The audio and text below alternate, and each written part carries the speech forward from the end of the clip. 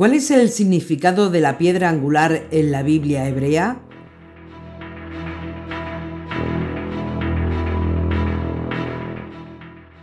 En relación con la arquitectura, una piedra angular es tradicionalmente la primera piedra colocada para una estructura, con todas las demás piedras colocadas como referencia.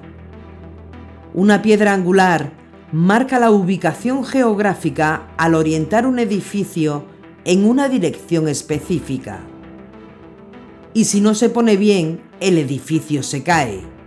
Y en este sentido, Pedro, el apóstol o estudiante de Yeshua, dijo: acercándoos a él, piedra viva, desechada por los hombres, pero elegida, preciosa ante Dios, también vosotros, cual piedras vivas, entrad en la construcción de un edificio espiritual para un sacerdocio santo, para ofrecer sacrificios espirituales aceptos a Dios por mediación de Yeshua HaMashiach, pues está en la Escritura: he aquí que coloco en Sión una piedra angular, elegida, preciosa, y el que crea en ella no será confundido.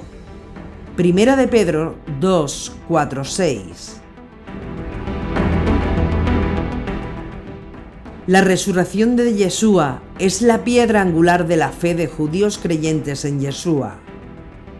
En consecuencia, todo lo que Yeshua hizo y enseñó es verificado por Dios con la resurrección de Yeshua. Lucas 24:46 incluso dice que la resurrección fue una parte necesaria del relato del Evangelio. Como en el uso de piedra angular, el punto principal de Pedro al usar la descripción es enfatizar la importancia de lo que la piedra rechazada se había convertido en el edificio. Por tanto, ¿cuál es el punto de Pedro al citar el Salmo 118:22? La piedra desechada por los constructores fue elegida por Dios mismo, el principal constructor, para ser la piedra angular.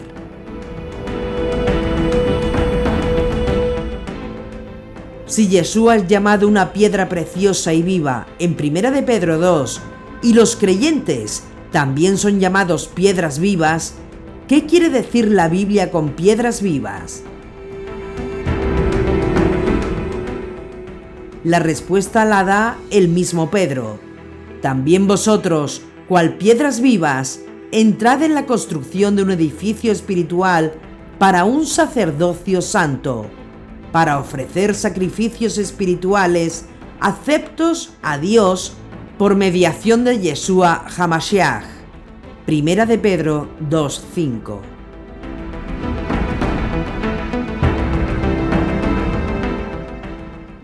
Yeshua es la roca sobre la que descansa el peso de toda la estructura. Es la piedra angular.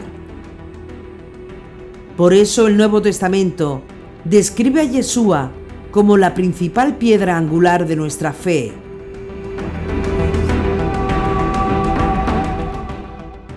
Como la principal piedra angular, Yeshua asegura la estabilidad de todo el sistema de nuestra salvación.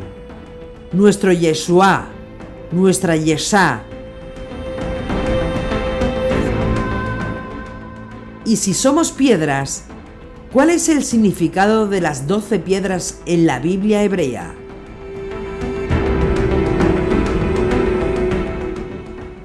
Doce piedras, 12 macebot o piedras verticales, era una forma común de marcar un evento religioso espectacular en los días del reino de Judá, antes de la época del rey Josías, como podemos ver en Deuteronomio 27, 1-8.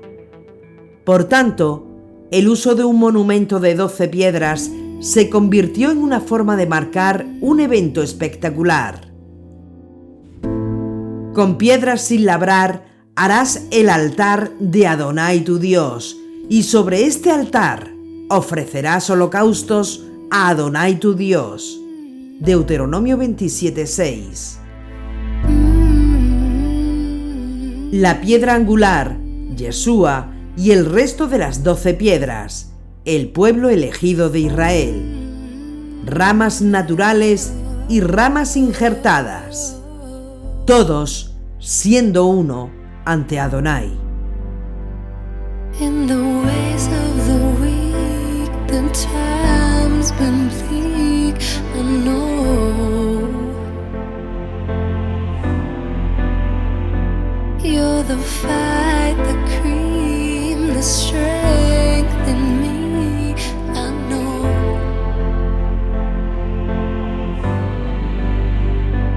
And you're driving me crazy.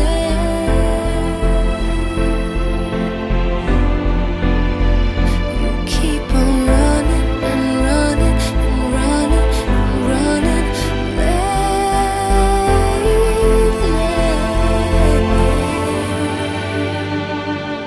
Slow down, you go too fast now. I'm telling, slow down, I can't keep up, love. Your heart is shrinking faster, and baby, there's laughter coming out of your mouth, out of your soul, out of your soul. Segunda temporada. Los secretos de Yeshua. Capítulo 19. Salvación. Yeshua, la piedra que desecharon. Sweet lover.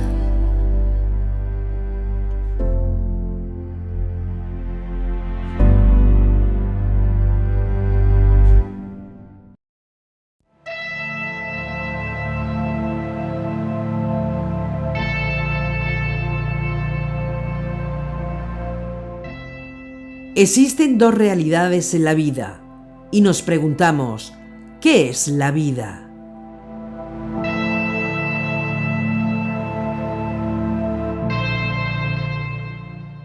La vida es una composición de cosas reveladas y cosas escondidas.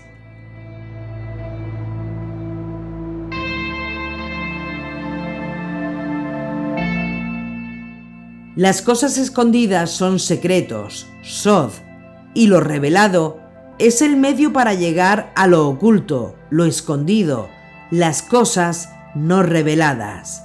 Es decir, el mundo físico es una metáfora de la realidad espiritual, y dentro de nuestro mundo físico, nuestra percepción de la realidad es la realidad expuesta al sistema con que la analizamos.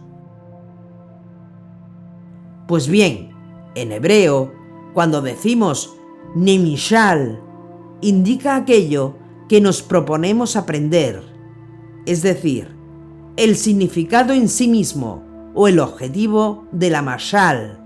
Y cuando en hebreo decimos mashal, indica las diferentes formas de alegorías, parábolas o metáforas, a través de las cuales podemos ir accediendo gradualmente al Nimshal.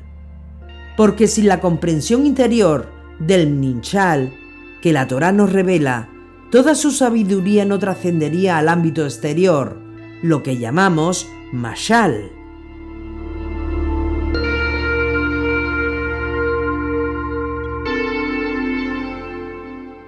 Cuando Yeshua proponía parábolas, nos estaba proponiendo un Minshal.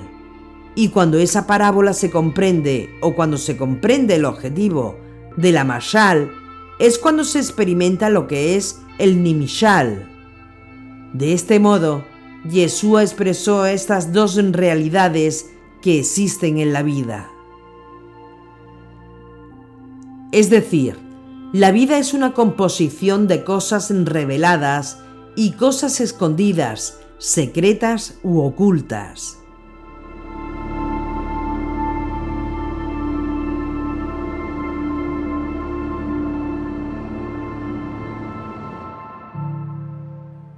Yeshua claramente enseñó que existe la materia y el espíritu. Hay cosas que se ven y se pueden tocar, y hay cosas que no se ven y no se pueden tocar.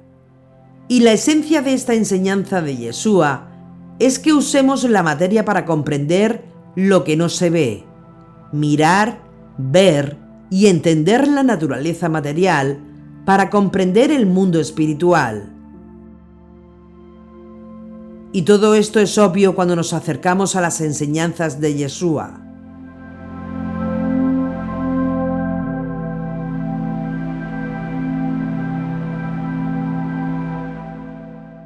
Él siempre estaba observando la naturaleza y todo lo que ocurría a su alrededor. Y si el alumno tiene que imitar a su rabí, a su maestro, nuestro deber también es imitar a Yeshua. Por tanto, si comprendemos la naturaleza, comprenderemos el bien escondido en la naturaleza, es decir, lo oculto.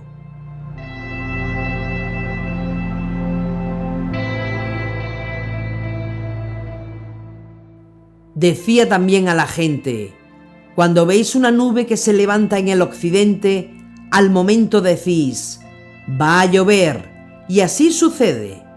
Y cuando sopla el sur decís, viene bochorno, y así sucede. Hipócritas, sabéis explorar el aspecto de la tierra y del cielo. ¿Cómo no exploráis, pues, este tiempo? Lucas 12, 54-56.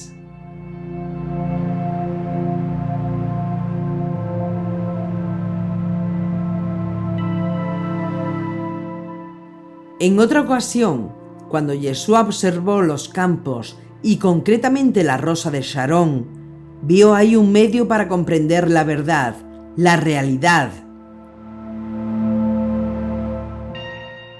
Y del vestido, ¿por qué preocuparos?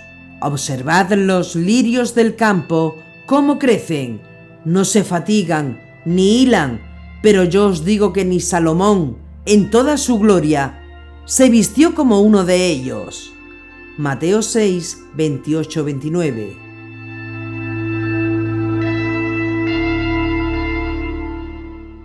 Yeshua hizo una comparación entre la rosa de Sharon y el rey Salomón. Yeshua vio una mashal, es decir, vio un medio para comprender la verdad. Yeshua, viendo la flor, llegó a la conclusión, al mishal, a la revelación de la verdad. ¿Cuánto mejor es el ser humano que la flor? Por eso no hay que preocuparse en qué comeremos o cómo nos vestiremos. No hay que preocuparse por lo pasajero. De esta forma, vemos cómo Yeshua, observando el plano físico, creó de él una mashal para llegar a un mishal. Por eso os digo, no andéis preocupados por vuestra vida, qué comeréis, ni por vuestro cuerpo, con qué os vestiréis. ¿No vale más la vida que el alimento y el cuerpo más que el vestido? Mirad las aves del cielo, no siembran, ni cosechan, ni recogen en graneros, y vuestro Padre Celestial las alimenta. ¿No valéis vosotros más que ellas? Por lo demás, ¿quién de vosotros puede, por más que se preocupe, añadir un solo codo a la medida de su vida? Mateo 6, 25-27.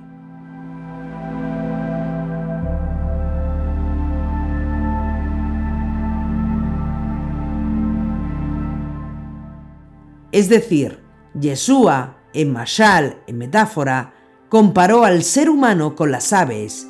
¿Y qué dijo después? Dijo: ¿no valéis vosotros más que ellas?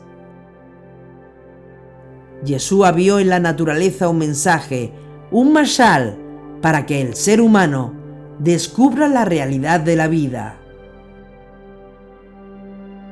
No andéis, pues, preocupados diciendo: ¿qué vamos a comer? ¿Qué vamos a beber? ¿Con qué vamos a vestirnos? Que por todas esas cosas se afanan los gentiles, pues ya sabe vuestro Padre Celestial que tenéis necesidad de todo eso. Buscad primero su reino y su justicia, y todas esas cosas se os darán por añadidura. Así que no os preocupéis del mañana. El mañana se preocupará de sí mismo. Cada día tiene bastante con su propio mal. Mateo 6, 31-34.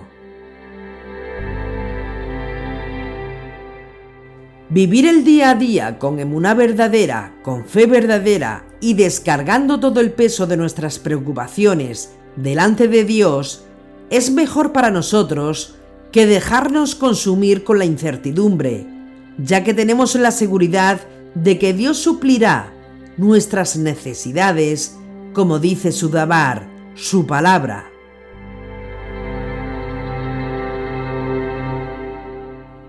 Ahora bien, Yeshua, que observó todo cuidadosamente, observó un detalle que pocos caen en la cuenta.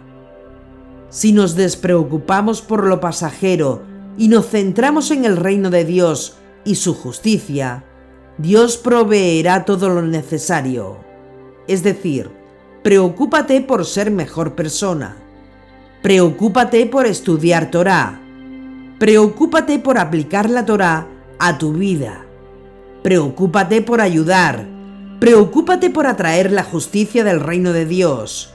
Y todo lo demás se te dará por añadidura. Todo lo que necesites te lo dará Dios. ¿Por qué? Porque si en todo buscas el reino de Dios y su justicia, Dios te dará todo lo que necesites y más para llevar a cabo su reino en este mundo. Pero, escuchen bien, su reino, no nuestro reino. ¿Por qué decimos esto? Presten mucha atención.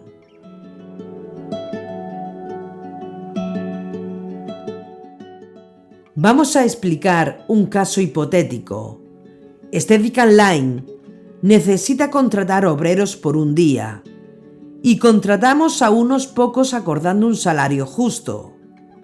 Mediado el día, nos vemos necesitados de más obreros y contratamos más.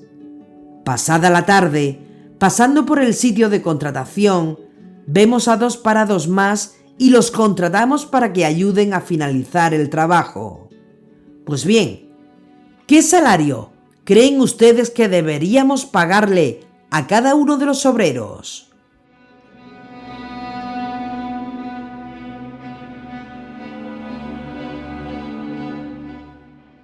Lo normal, y según está estipulado en casi todas las leyes de todos los países, es que los que menos horas han trabajado tienen que recibir menos salario.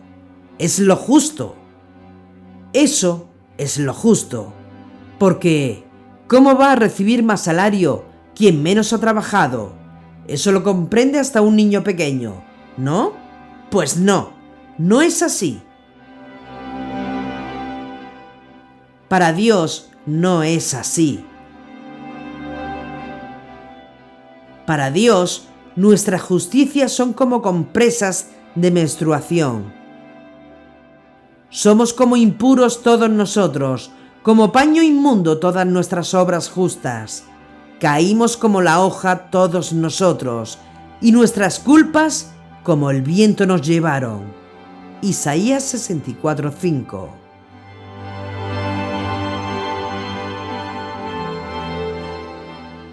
¿Qué dijo Yeshua sobre el ejemplo de los obreros contratados? Vamos a ver qué dijo Yeshua. En la parábola de los obreros de la viña, Yeshua dijo así: porque el reino de los cielos es semejante a un hombre, dueño de casa, que salió temprano de mañana a contratar obreros para su viña. Y puesto de acuerdo con los obreros por 1 denario al día, los envió a su viña. Y saliendo hacia la hora tercera, vio a otros parados en la plaza, desocupados, y les dijo: id también vosotros a la viña, y os daré lo que sea justo. Y ellos fueron. Saliendo otra vez, cerca de la hora sexta y de la novena, hizo lo mismo. Y saliendo hacia la 11ª, halló a otros parados. Les dice: ¿por qué habéis estado aquí todo el día desocupados? Le dicen: porque nadie nos ha contratado. Les dice: id también vosotros a la viña.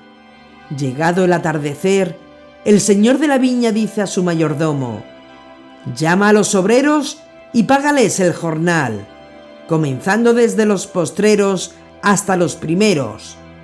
Acudiendo pues lo que habían ido cerca de la hora 11, recibieron cada uno un denario. Llegando después los primeros, supusieron que recibirían más, pero también ellos recibieron un denario cada uno, y al recibirlo, refunfuñaban contra el dueño de casa diciendo: estos postreros trabajaron una sola hora, y los hiciste iguales a nosotros, que hemos soportado la carga y el calor abrasador del día. Pero él, respondiendo a uno de ellos, dijo: amigo, no te hago agravio. ¿No conviniste conmigo en un denario? Toma lo tuyo y vete. Pero si también quiero dar a este postrero lo mismo que a ti, ¿no me es lícito hacer lo que quiero con las cosas mías? ¿O es malo tu ojo porque yo soy bueno? Así los postreros serán primeros y los primeros postreros. Mateo 20, 1-16.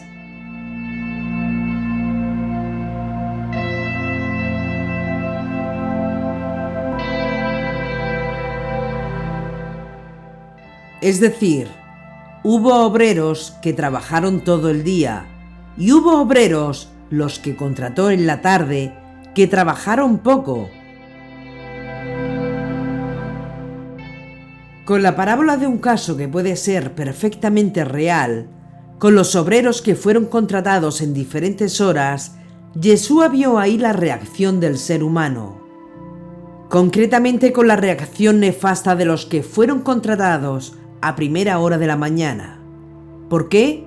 Porque como nos creemos reyes de nuestro propio reino, creamos nuestra propia justicia. Ellos se quejaron con el contratista por recibir la misma cantidad que aquellos que fueron contratados más tarde.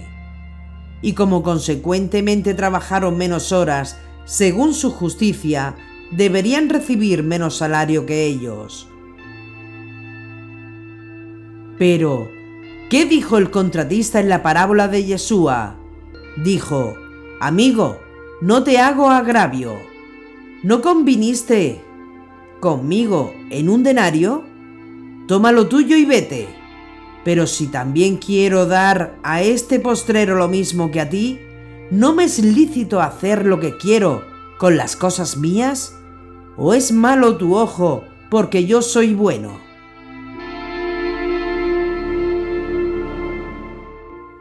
Yeshua nos dice que esto es un mashal, es una metáfora que nos revela el nimshal, la realidad. Y en esta parábola, Yeshua nos habla metafóricamente sobre la teshuvá, el retorno, el reino de Dios y su justicia.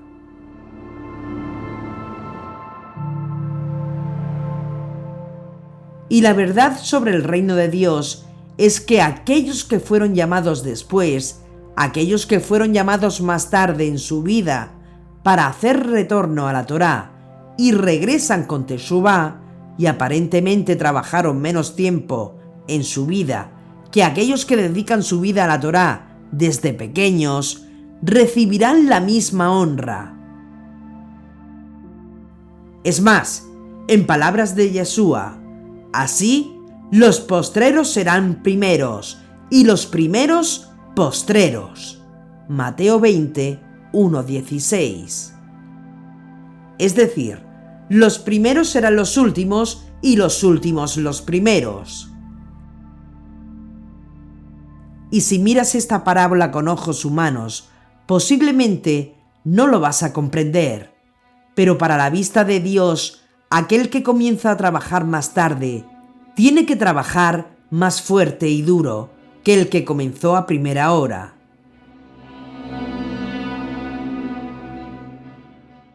El que Dios llama más tarde tiene que trabajar mucho más duro que el justo.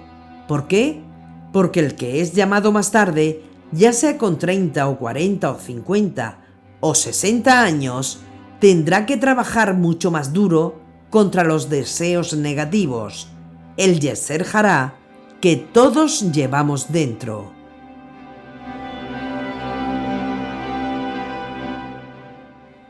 Yeshua, con su parábola, nos revela una realidad.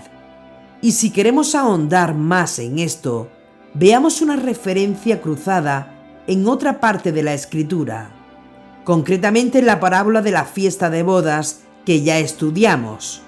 El texto de Mateo 22:12 dice: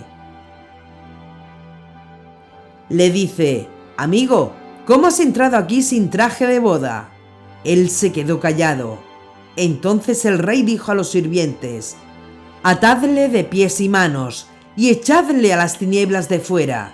Allí será el llanto y el rechinar de dientes, porque muchos son llamados, mas pocos escogidos. Mateo 22, 13, 14. ¿Qué conexión ven en este texto con la parábola de los obreros contratados que estudiamos antes de Mateo 20?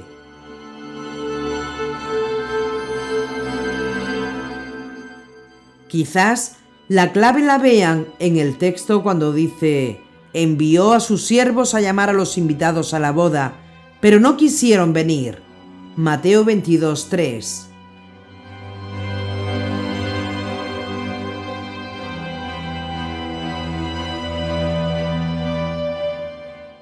¿A qué siervos llamó? A los primeros, a los judíos.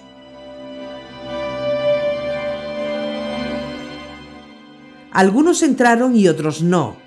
Algunos creyeron y otros no. Los que creyeron entraron con su traje nuevo, pero otros no quisieron entrar, no querían ese traje de boda. Pero, ¿qué hizo el rey?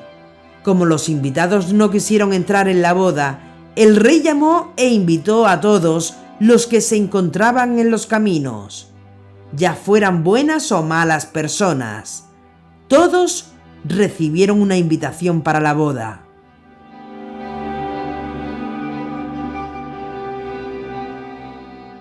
Sus ropas fueron cambiadas y pudieron entrar en el reino. ¿Pero qué ocurrió después?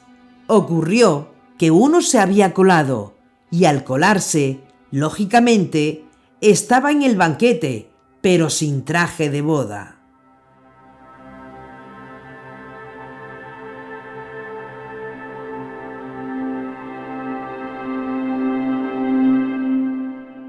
Entró el rey a ver a los comensales y al notar que había allí uno que no tenía traje de boda, le dice: amigo, ¿cómo has entrado aquí sin traje de boda? Él se quedó callado. Entonces el rey dijo a los sirvientes: atadle de pies y manos y echadle a las tinieblas de fuera. Allí será el llanto y el rechinar de dientes, porque muchos son llamados, mas pocos escogidos. Mateo 22, 11, 14. Es decir, todos los creyentes han sido llamados, pero pocos serán escogidos para recibir una recompensa. El que fue echado de la boda porque no tenía traje, previamente fue llamado a la boda, a la salvación, pero como no quiso creer en la buena nueva, no tenía traje de boda. Por eso no fue escogido para el disfrute del reino de los cielos, el cual es solo para los creyentes vencedores.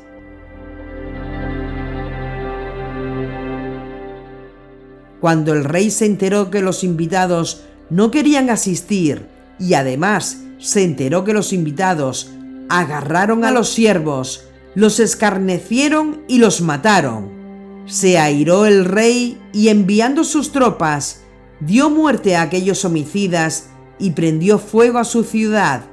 Mateo 22, 6, 7.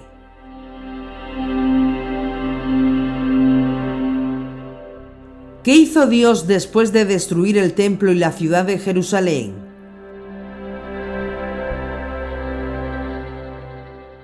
El rey entonces dice a sus siervos: la boda está preparada, pero los invitados no eran dignos. Id pues a los cruces de los caminos, y a cuantos encontréis, invitadlos a la boda. Mateo 22, 8-9. Ahora bien, cuando Pablo de Tarso fue enviado a los gentiles, a él le ocurrió lo siguiente, y el que escuche entienda. Presten mucha atención. Habiendo vuelto a Jerusalén y estando en oración en el templo, caí en éxtasis y le vi a él que me decía: date prisa y marcha inmediatamente de Jerusalén, pues no recibirán tu testimonio acerca de mí. Yo respondí: Señor, ellos saben que yo andaba por las sinagogas encarcelando y azotando a los que creían en ti, y cuando se derramó la sangre de tu testigo, Esteban, yo también me hallaba presente, y estaba de acuerdo con los que le mataban y guardaba sus vestidos. Y me dijo: marcha, porque yo te enviaré lejos a los gentiles. Hechos 22, 17-21.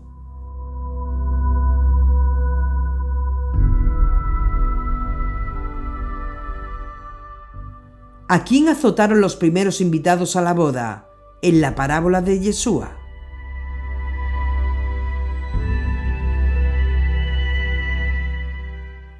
Envió sus siervos a llamar a los invitados a la boda, pero no quisieron venir.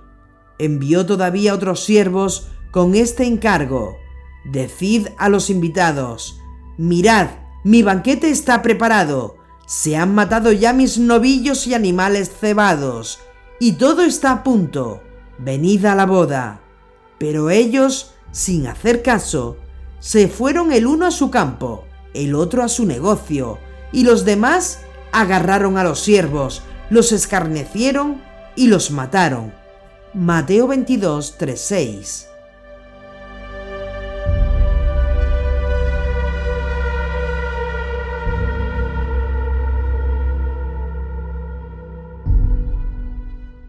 Por tanto, los invitados a la boda que no quisieron asistir, hizo que el rey invitara a las gentes de los caminos, a los gentiles. Y como Dios está fuera de todo tiempo, Pablo fue llamado a predicar a los gentiles desde el seno de su madre. Mas cuando aquel que me separó desde el seno de mi madre y me llamó por su gracia, tuvo a bien revelar en mí a su Hijo, para que le anunciase entre los gentiles, al punto, sin pedir consejo, ni a la carne ni a la sangre. Gálatas 1, 15-16.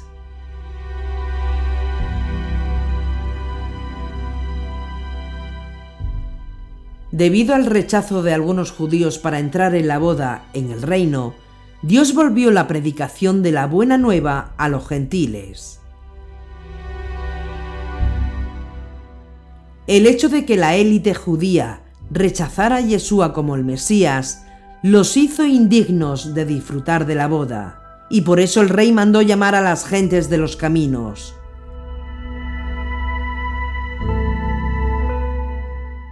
¿Qué conexión tiene esta parábola de la boda con los obreros? Los postreros son los obreros contratados por la tarde, los gentiles, y los primeros son los que fueron contratados temprano, los judíos. ¿Quiénes se quejaron de su salario?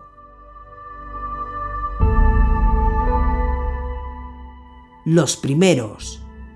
En cuanto al trabajo, los primeros anteceden a los postreros, pero en cuanto a recibir la recompensa, los postreros llegan a ser los primeros.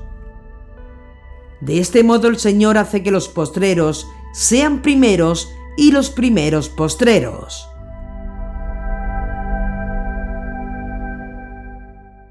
Los primeros trabajadores impartían su juicio de cuánto debían cobrar por su trabajo según el principio de las obras, y no de la gracia, como pensaba el contratista. Porque yo quiero amor, no sacrificio, conocimiento de Dios, más que holocaustos. Oseas 6:6.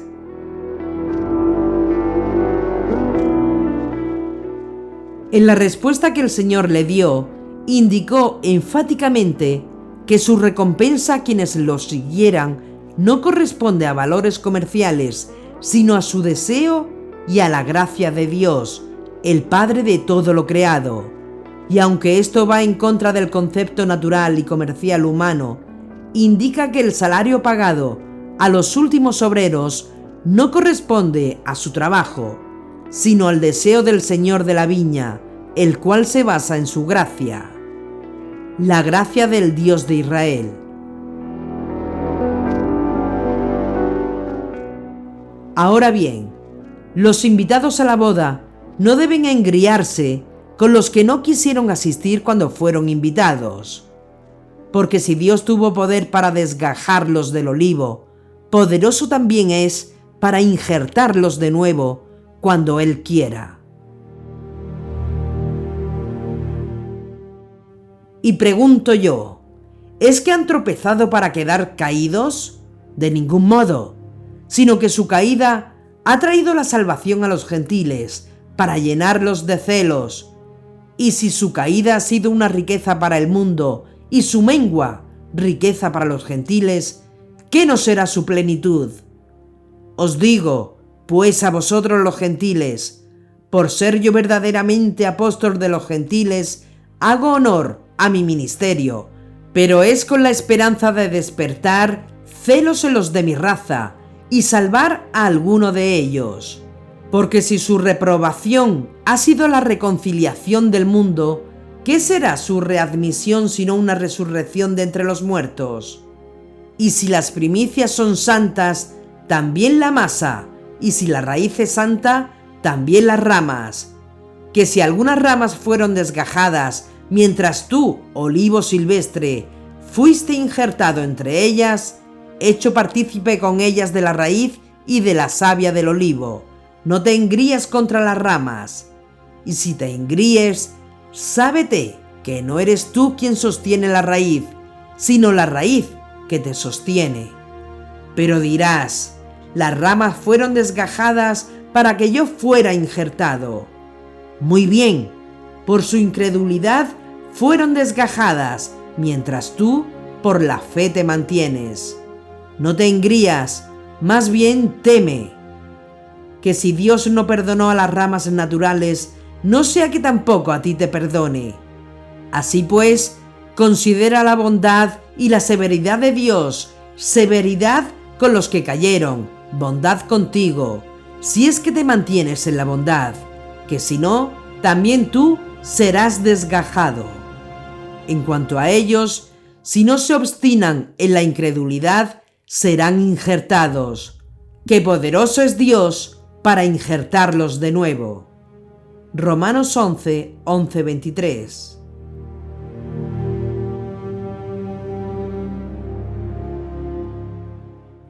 Y por esa razón, pero muchos primeros serán últimos y muchos últimos primeros. Mateo 19:30. Dios tiene el derecho de dar el mismo salario a los últimos obreros que contrató, según su propio deseo, en conformidad con la gracia y no con las obras.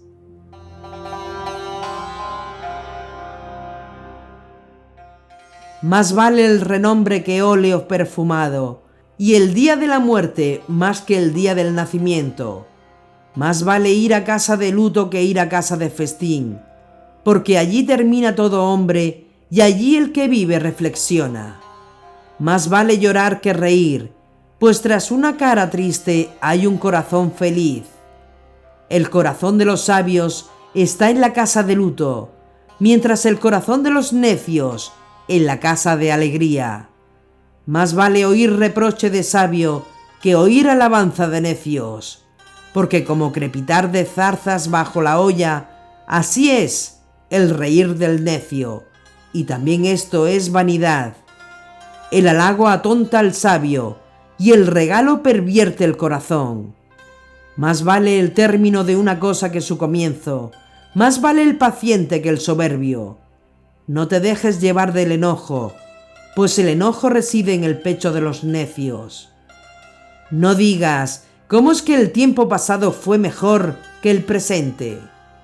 Pues no es de sabios preguntar sobre ello. Tan buena es la sabiduría como la hacienda, y aprovecha a los que ven el sol, porque la sabiduría protege como el dinero, pero el saber le aventaja en que hace vivir al que lo posee. Mira la obra de Dios, ¿quién podrá enderezar lo que Él torció? Alégrate en el día feliz y en el día desgraciado. Considera que tanto uno como otro, Dios lo hace, para que el hombre nada descubra de su porvenir. En mi vano vivir, de todo he visto, justos perecer en su justicia, e impíos envejecer en su iniquidad. No quieras ser justo en demasía, ni te vuelvas demasiado sabio. ¿A qué destruirte? No quieras ser demasiado impío, ni te hagas el insensato. ¿A qué morir antes de tu tiempo? Bueno es que mantengas esto, sin dejar a aquellos de la mano, porque el temeroso de Dios con todo ello se sale. La sabiduría da más fuerza al sabio que 10 poderosos que haya en la ciudad. Cierto es que no hay ningún justo en la tierra que haga el bien sin nunca pecar. Tampoco hagas caso de todo lo que se dice, para que no oigas que tu siervo te denigra, que tu corazón bien sabe cuántas veces también tú has denigrado a otros. Todo esto lo intenté con la sabiduría. Dije, seré sabio, pero eso estaba lejos de mí. Lejos está cualquier cosa y profundo lo profundo. ¿Quién lo encontrará? He aplicado mi corazón a explorar y a buscar sabiduría y razón, a reconocer la maldad como una necedad y la necedad como una locura. He hallado que la mujer es más amarga que la muerte, porque ella es como una red, su corazón como un lazo, y sus brazos como cadenas. El que agrada a Dios se libra de ella, mas el pecador cae en su trampa. Mira, esto he hallado, dice Coelet, tratando de razonar, caso por caso. Aunque he seguido buscando, nada más he hallado. Un hombre entre 1000 sí que lo hallo, pero mujer entre todas ellas no la encuentro. Mira, lo que hallé fue solo esto. Dios hizo sencillo al hombre, pero él se complicó con muchas razones. Eclesiastés 7, 1-29.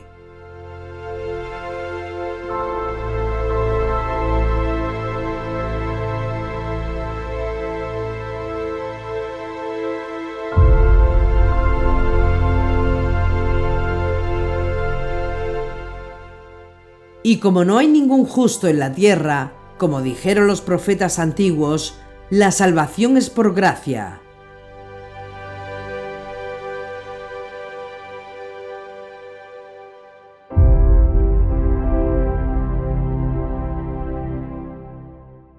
Y como los primeros invitados no quisieron asistir a la boda, y por otro lado, como el hijo primogénito no quiso asistir a la celebración, por la vuelta de su hermano perdido, el padre hablará con el hijo que se mantuvo fiel, para que asista a la celebración de su hermano perdido.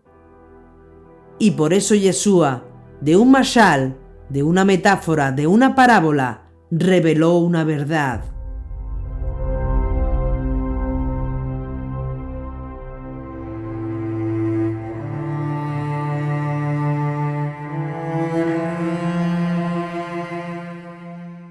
Pero, ¿qué os parece? Un hombre tenía 2 hijos. Llegándose al primero le dijo, «Hijo, vete hoy a trabajar en la viña». Y él respondió, «No quiero». Pero después se arrepintió y fue. Llegándose al segundo le dijo lo mismo. Y él respondió, «Voy, señor». Y no fue. ¿cuál de los dos hizo la voluntad del Padre? El primero, le dicen. Díceles Yeshua: en verdad os digo que los publicanos y las rameras llegan antes que vosotros al reino de Dios. Porque vino Juan a vosotros por camino de justicia, y no creísteis en él, mientras que los publicanos y las rameras creyeron en él. Y vosotros, ni viéndolo, os arrepentisteis después para creer en él. Mateo 21, 28-32.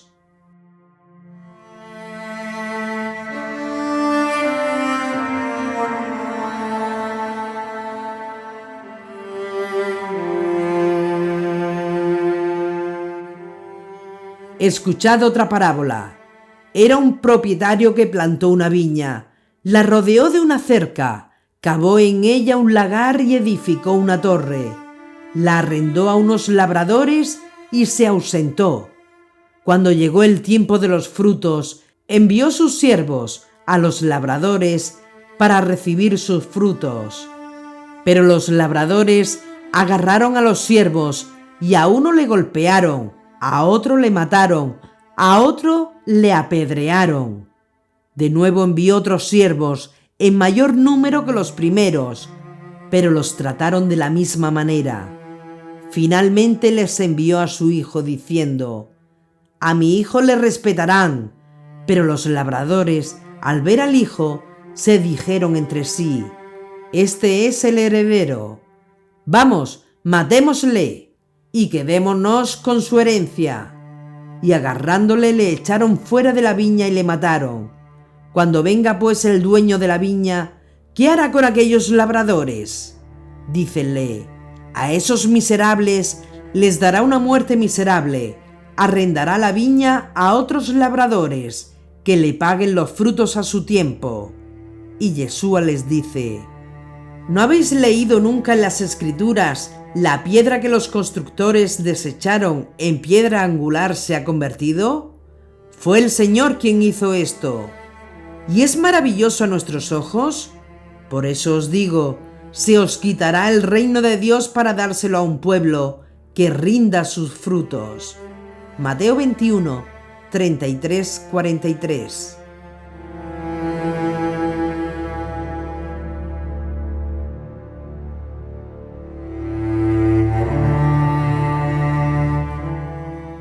Yeshua estaba haciendo referencia a la amonestación de los judíos de Jerusalén, una profecía de Isaías que dice: por eso, así dice el Señor Adonai: he aquí que yo pongo por fundamento en Sión una piedra elegida, angular, preciosa y fundamental.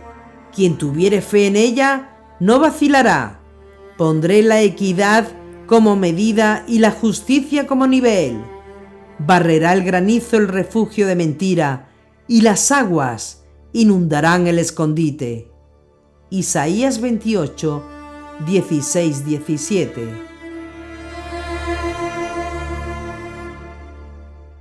La piedra angular son las ropas de boda en la parábola de Yeshua, condición sine qua non para entrar en la boda, en el reino. Y sobre las ropas de salvación, Yeshua profetizó Isaías: con gozo me gozaré en Adonai, exulta mi alma en mi Dios, porque me ha revestido de ropas de salvación, en manto de justicia me ha envuelto, como el esposo se pone una diadema, como la novia se adorna con aderezos. Porque como una tierra hace germinar plantas y como un huerto produce su simiente, así el Señor Adonai hace germinar la justicia y la alabanza en presencia de todas las naciones. Isaías 61, 10-11.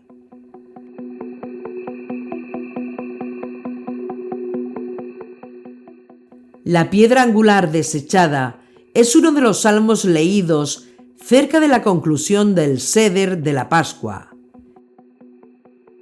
El Salmo 118 alaba a Dios por su liberación de Israel y del líder de Israel, el rey. Israel fue rechazado a la vista de sus enemigos, al igual que su rey, pero Yeshua es tanto el israelita supremo como el líder supremo de Israel, el rey, el Mashiach, el Mesías. Y entonces usa el Salmo para ilustrar que aunque el liderazgo de Israel lo ha rechazado, de hecho, él es la principal piedra angular de la nación. La literatura rabínica, de hecho, se refería a los líderes de Israel como constructores. Por tanto, la palabra piedra angular puede referirse a la piedra fundamental o a la piedra angular que sostiene un arco. Entonces, Yeshua es el fundamento o la piedra que mantiene unida toda la estructura de Israel, pero como es ambos, no necesitamos decidir el significado exacto de la palabra. Y dice el Salmo: la piedra que los constructores desecharon en piedra angular se ha convertido. Esta ha sido la obra de Adonai, una maravilla a nuestros ojos. Salmos 118, 23. En otras palabras, algo inusual, maravilloso e inesperado en lo que pensar. Y esto nos recuerda un poco a lo que profetizó Isaías. ¿Quién dio crédito a nuestra noticia? ¿Y el brazo de Adonai a quién se le reveló? Isaías 53, 1.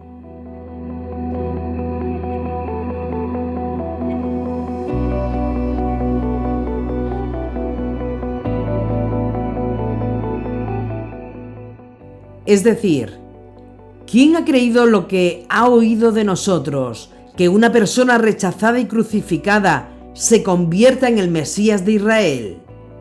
La sabiduría de los sabios no pueden entender que la salvación, Yeshua, es para nosotros la fuerza del Elohim de Israel, Yuhei Bajei.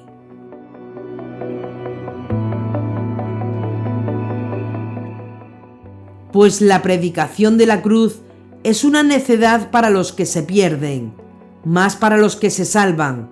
Para nosotros es fuerza de Dios, porque dice la Escritura: destruiré la sabiduría de los sabios e inutilizaré la inteligencia de los inteligentes.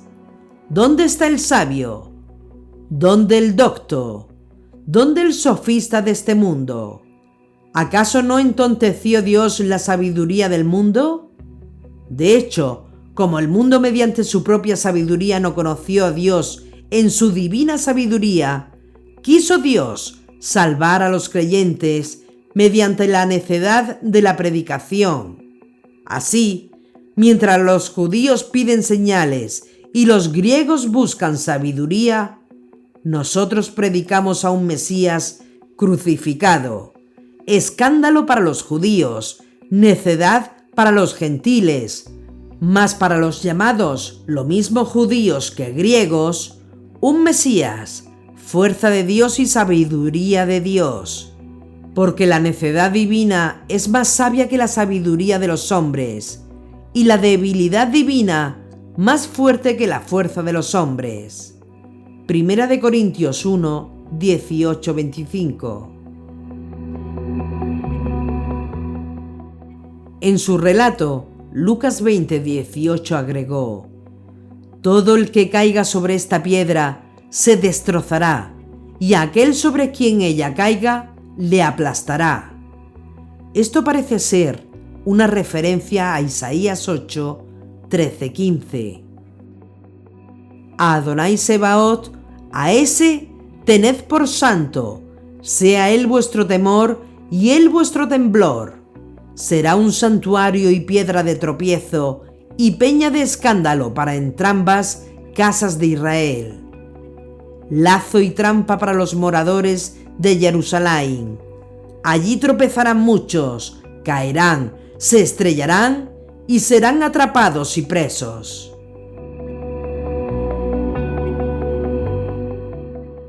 Yeshua no solo es la piedra rechazada, que se convierte en la piedra más importante de todas, sino que ese rechazo traerá serias consecuencias. Y si recordamos la narración en Lucas,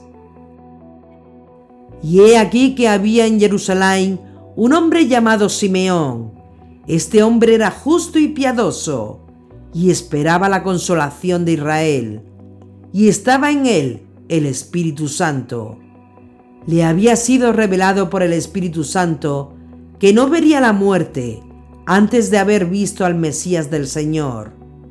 Movido por el Espíritu vino al templo, y cuando los padres introdujeron al niño Yeshua para cumplir lo que la ley prescribía sobre él, le tomó en brazos y bendijo a Dios, diciendo: Ahora, Señor, puedes, según tu palabra, dejar que tu siervo se vaya en paz, porque han visto mis ojos tu salvación, la que has preparado a la vista de todos los pueblos, luz para iluminar a los gentiles y gloria de tu pueblo Israel. Su padre y su madre estaban admirados de lo que se decía de él. Simeón les bendijo y dijo a María, su madre: Este está puesto para caída y elevación de muchos en Israel, y para ser señal de contradicción, y a ti misma una espada te atravesará el alma, a fin de que queden al descubierto las intenciones de muchos corazones. Lucas 2, 25-35.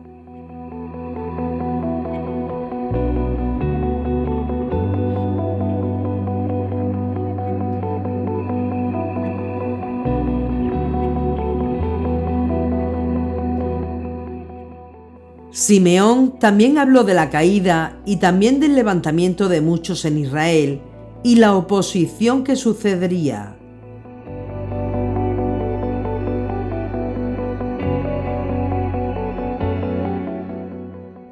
Dios había enviado profeta tras profeta a los líderes de Israel. Sin embargo, ¿cómo respondieron?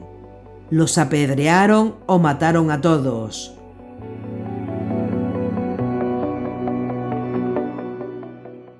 Juan el Bautista fue el penúltimo, decapitado por el rey reinante de Israel, Herodes Antipas.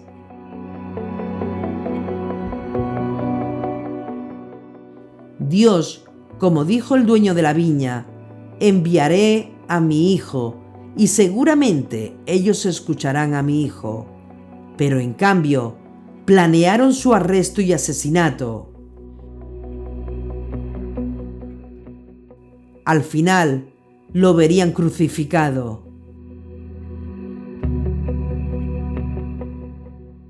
Los inquilinos rechazaron al hijo del propietario, pero la piedra que desecharon los constructores se ha convertido en la principal piedra del ángulo.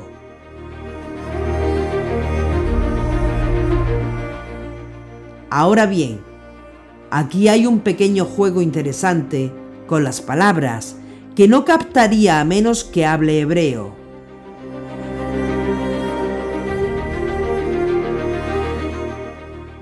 Aquí está lo interesante. La palabra para piedra en hebreo es eben, y la palabra para hijo en hebreo es ben. El rechazo de los inquilinos al hijo equivale al rechazo de los constructores de la piedra. Por consiguiente, cuando rechazas la piedra, el eben, rechazas al ben, el hijo.